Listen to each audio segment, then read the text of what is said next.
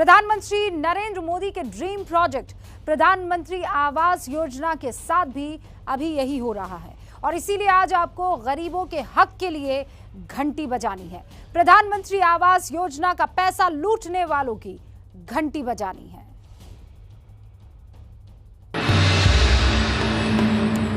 तो ये एक कहानी है उन लोगों की जिनके लिए अपना घर बस एक सपना है,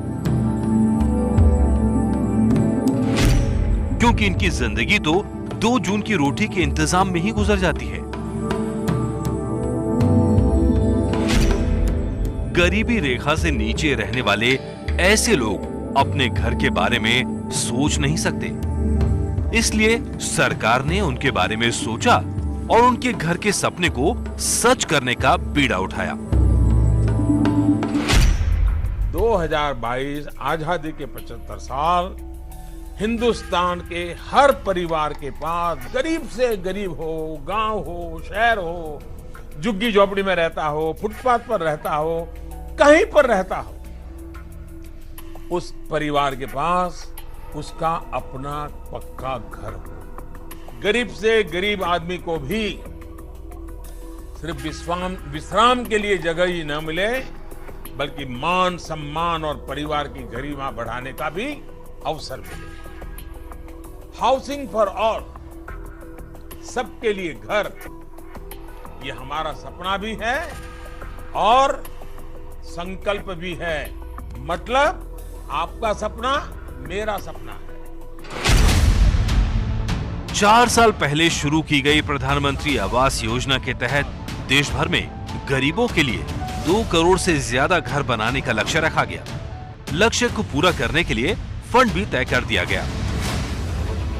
सरकारी योजना का पैसा लूटा ना जा सके, इसलिए सरकार ने ये व्यवस्था की कि पीएम आवास योजना का पैसा सीधे लाभार्थी के खाते में जाएगा, वो भी 3 किश्तों में, जिससे मकान बनने का पैसा किसी और काम में इस्तेमाल ना हो। सरकार की तरफ से इतनी व्यवस्था करने के बाद ये सोचना मुश्किल होगा कि योजना में कोई भ्रष्टाचार भी हो सकता है, लेकिन लूटने वालों ने इसमें भी लूट का रास्ता निकाल लिया है।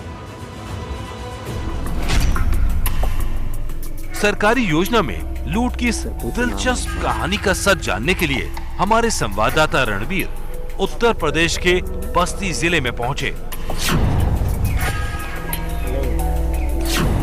यहाँ उन्हें 2 किरदार मिले, एक है फूलचंद और दूसरे, इनका नाम भी फूलचंद है।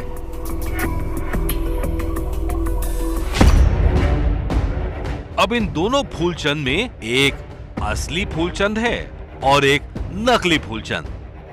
इनमें से कौन असली है और कौन नकली, ये शायद कभी पता नहीं चलता अगर हमारे संवाददाता रणबीर पूरी तैयारी के साथ ना जाते। तो असली और नकली फूलचंद के राज से पर्दा उठाने से पहले आप इस घर को ध्यान से देखिए, जो प्रधानमंत्री आवास योजना के पैसे से बना है।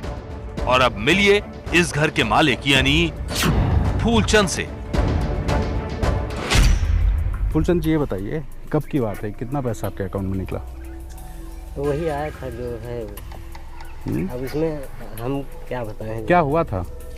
हमने कागज दिया था प्रधान को कि जो है हमारा भैया करवा दीजिए। तो अब उन्होंने जो है क्या किया कि जो है कागज हमने दे दिया। अब वो पता नहीं क्या कि ये कैसे करवाएं, हमें नहीं पता। तो ये तो प्रधानमंत्री आवास वाला मकान तो है नहीं। अब ऐसे ही सब लोग बनवाए, अपने पैसा मिला तो अपने हिसाब से आदमी बनवाया। इनके अकाउंट में पैसा आया और इन्होंने फटाफट उससे अपना पक्का मकान बनवा लिया। अब मिलिए दूसरे फूलचंद से, जो अभी तक मकान बनाने के लिए पैसे का इंतजार कर रहे हैं। प्रधानमंत्री आवास योजना में जो भ्रष्टाचार का खेल है वो कैसे होता है, ये समझने के लिए मैं बिजौलिया गांव आया हूँ। यहाँ पर फूलचंद नाम के 2 व्यक्ति हैं। एक फूलचंद हैं, ये जो मेरे सामने खड़े हैं, और दूसरे फूलचंद जो हैं वो गांव के दूसरी तरफ रहते हैं। फूलचंद के पिता का नाम है उमा शंकर, जबकि दूसरे फूलचंद की पत्नी का नाम है आशा। अब जो लाभार्थी थे वो असली फूलचंद ये हैं, जिनके नाम पर पैसा निकलना था, लेकिन लोकल लेवल के जो अधिकारी हैं उन्होंने भ्रष्टाचार करके जो दूसरे फूलचंद हैं उनके नाम पर पैसा रिलीज कर दिया।